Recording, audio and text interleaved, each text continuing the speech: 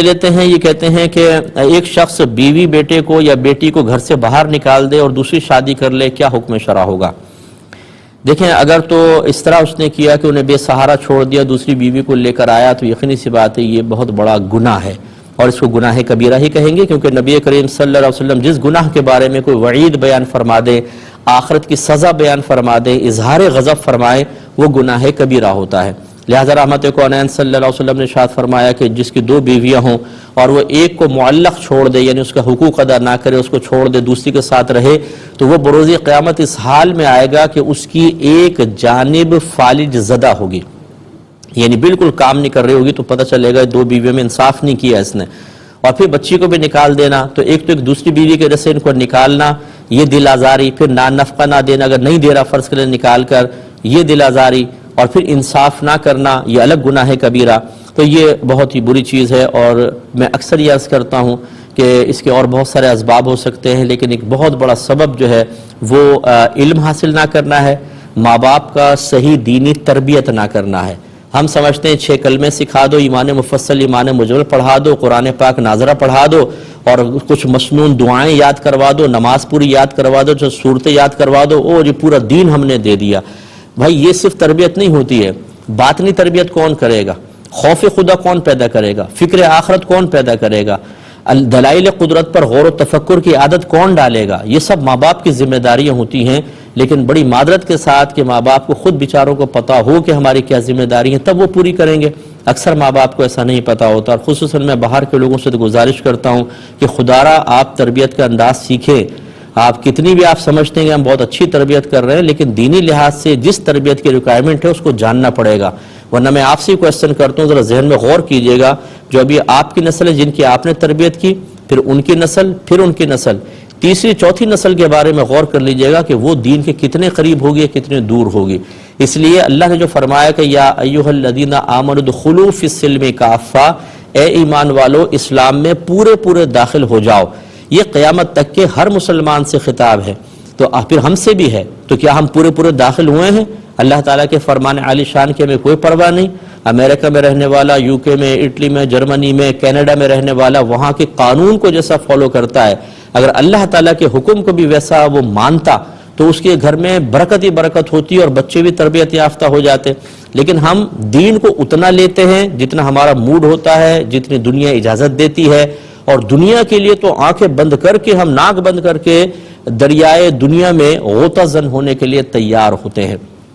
ہر ایک کے بارے میں نہیں کہہ رہا، جو ان کے بارے میں کہہ رہا ہوں جو تربیت میں کوتاہی کے مرتکب ہوتے ہیں۔ یہ شخص جو اس طرح ظلم کر رہا ہے، یہ کیوں ہے؟ تربیت نہیں ہے نا، گھر کا ماحول نہیں ہے، خوف خدا نہیں ڈالا گیا، عذاب قبر نہیں اس کو بتائے گئے، اس کو موت کا احساس نہیں دلایا گیا۔ میدان معاشر میں اللہ کی بارگاہ میں کھڑے ہو کر جب یہی کمزور اور بے بس عورت گریبان پکڑ کر اس کی نیکیاں نکال کر اور اپنے گناہ اس کے نام اعمال میں ڈال کر اور اسے جہنم کے فرشتوں کے حوالے کرواری ہوگی اور وہ منہ کے بل گھسیٹ کے جہنم میں پھینکیں گے، اس وقت احساس ہوگا کہ دوسری بیوی کے عشق میں اور اس کے زلفوں کے اسیر بننے میں اور اس کے مقابلے میں دوسری بیوی کے ساتھ ناانصافی کرنے میں کیا عذاب اور کیا وبال تھا۔ یہ ماں باپ کی ذمہ داری ہوتی ہے، اکثر کوتاہی یہاں ہوتی ہیں۔ پھر ہمارے اسکول، کالج، یونیورسٹی کے ماحول، اللہ تعالیٰ و رحم فرمائے۔ تو بہرحال جتنے میرے بھائی بہن مجھے سماعت فرما رہے ہیں، میں آپ سے گزارش کرتا ہوں ہماری باتوں کا برا مانے بغیر سنجیدگی کے ساتھ ہماری نصیحتوں پہ غور کریں۔ اگر اولاد آپ کی مطیع و فرما بردار ہے تو ذرا تھوڑا سا غور کر لیں کہ اللہ کی بھی ہے یا نہیں ہے، اللہ تعالیٰ کی کامل اطاعت کر رہی کہ نہیں کر رہی۔ ہمیں اس وقت ہی بس مسئلہ معلوم کرنے کی ضرورت محسوس ہوتی ہے جب ہمارے مفادات پہ ایک ضرب لگتی ہے، تو ہم کہتے ہیں کہ بھئی اب بتائیں دین کیا کہتا ہے اس کے بارے میں، لیکن اس سے پہلے وہ ہزاروں گناہ کر رہا ہو لیکن ہمارے ساتھ ہو، ہم ان کوتاہیوں کے بارے میں کبھی نہیں پوچھیں گے دین اس کے بارے میں کیا کہتا ہے۔ یہ تھوڑا قابل تشویش معاملہ ہے اور غور و تفکر کے قابل ایک چیز ہے، اس پہلو پہ غور کریں۔ میرے لیے بھی دعا کریں، جو میں کہہ رہا ہوں میں اپنی فیملی کے ساتھ ویسا ہو جاؤں، اور ویسا جیسے میرے الفاظ ہیں ویسے میرا عمل بھی ہونا چاہیے، اور میں آپ سے بھی گزارش کرتا ہوں۔ ایک بھائی نے کہا کہ میری ماں اور بیوی میں بہت زیادہ جھگڑا ہوتا ہے اور میں بہت ڈپریسڈ رہتا ہوں، بہت پریشان رہتا ہوں۔ اگر میں ماں کی طرف سے کچھ بولوں تو بیوی مجھے غلام کہتی ہے، اگر بیوی کی طرف سے بولوں تو مائیں بد دعائیں دینے لگ جاتی ہے۔ ویسے اکثر جو غلطی ہوتی ہے وہ میری والدہ کی ہوتی ہے ان کے کہنے کے مطابق، تو میں کیا کروں؟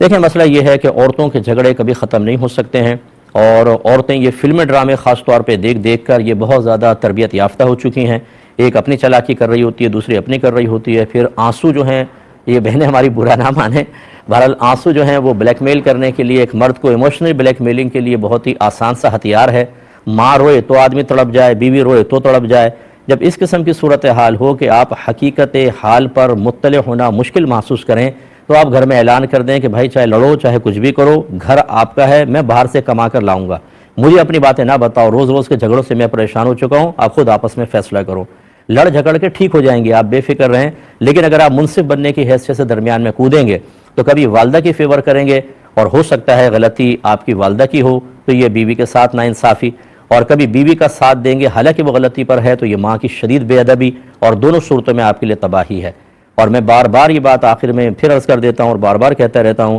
کہ خدا را اپنے گھر کو شریعت کے لیے کھول دیجئے،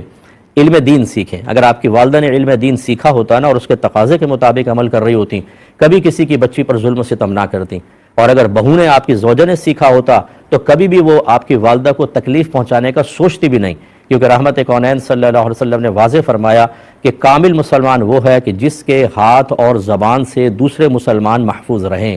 اور کل یہ حدیث سنائی تھی کہ ایک عورت کثرت سے عبادات کرتی ہے، نماز روزہ وغیرہ اور پنیر کے ٹکڑے صدقہ کرتی ہے، لیکن اپنی زبان سے تکلیف پہنچاتی ہے، سرکار نے فرمایا وہ جہنم میں ہے۔ جب آپ گھر میں دین کو داخل نہیں کرتے ہیں، قرآن اور حدیث ہماری رہنمائی کے لیے نہیں ہوتے ہیں، ہم اگر کوئی جھگڑا پھڈا ہوتا ہے، بیٹی میکے جاتی ہے تو والدہ اپنی سوچ کے مطابق، بہنیں کزنز وہ اپنے ماحول اور عرف کے مطابق اس کو سمجھا رہے ہوتے ہیں، شریعت کے مطابق نہیں، یہاں والدہ کا یہ حال ہوتا ہے۔ تو بتائیے کہ جب دونوں اپنے آپ کو شرعی ترازو میں نہ تولیں، عقلی ترازو میں تول کر ہر ایک اپنے آپ کو صحیح سمجھ رہا ہو اور سامنے والے کو ہی غلط سمجھ رہا ہو، تو جھگڑے ختم کیسے ہوں گے؟ کون انصاف کرے گا؟ کون فیصلہ کرے گا؟ یہ بھی عقل مند، یہ بھی عقل مند، بے وقوف تو کوئی ہے ہی نہیں۔ بے وقوف بیٹا ہے کہ اگر وہ ماں کا ساتھ نہ دے تو بے وقوف، بیوی کا ساتھ نہ دے تو یہ بے وقوف شوہر کہلائے گا۔ اس لیے اب آپ کوشش کریں کہ اپنے آپ خود بھی اور زوجہ کو کورس کروائیں، فرض علوم کورس، اگر آپ کو کہیں اور اپنے قریب سے مل جائیں بہت اچھی بات ہے، ورنہ یہاں سے کنٹرول روم سے میرا نمبر لے لیں، انشاءاللہ میں آپ کو گائیڈ کر دوں گا۔ لیکن جب تک گھر میں دین داخل نہیں ہوگا، یہ جھگڑے ختم نہیں ہوں گے، آپ سب میدان محشر میں مجرمین کی حیثیت سے آئیں گے، اور ہر ایک دوسرے کے اوپر دعویٰ دائر کر رہا ہوگا، اور اللہ تعالیٰ پھر ظالم مظلوم کا فیصلہ کر کے آپ کی نیکیاں نکال کر کسی کے نام اعمال میں، کسی کی برائیاں کسی کے نام اعمال میں جاری ہوں گی، اور ہو سکتا ہے کہ یہ گھریلو جھگڑے پھڈے آپ کے لیے جہنم میں دخول کا سبب بن جائیں۔ اس لیے میں اپنی بہنوں سے خاص طور پہ گزارش کرتا ہوں، خدا را اپنے گھر کے ماحول کو اچھا کرنا یہ آپ کی قدرت و اختیار میں ہے، اور یہ کسی ایک ساس سے خطاب نہیں ہے، یہ صرف بہوؤں سے نہیں ہے، یہ شوہر کی بہنوں سے نہیں ہے کہ پھوپھیاں اور نندے جو ہیں یہ بھی اپنا کردار ادا کر رہی ہوتی ہیں، یہ ہر ایک سے خطاب ہے کہ اپنے آپ کو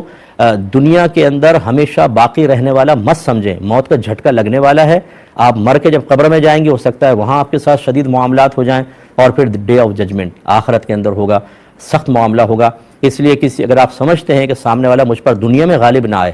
کوشش یہ کریں آخرت میں غالب نہ آ جائے، وہاں کی ذلت حقیقی ذلت ہے، وہاں کی بے عزتی حقیقی بے عزتی ہے، اور وہاں اگر آپ جہنم میں ڈال دی گئیں تو جو آپ کا مد مخالف ہے اگر وہ بچ گیا تو کس طرح تنزیہ مسکراہٹ کے ساتھ دیکھے گا اور کہے گا، ہو سکتا ہے کہ چلو اب جاؤ، بڑے دنیا کے اندر تم لوگوں نے دبایا تھا، اب جہنم میں جاؤ، پھر کیا ہوگا؟ اللہ نہ کرے ایسا ہو، اس لیے ہماری بہنوں کو سمجھنا چاہیے۔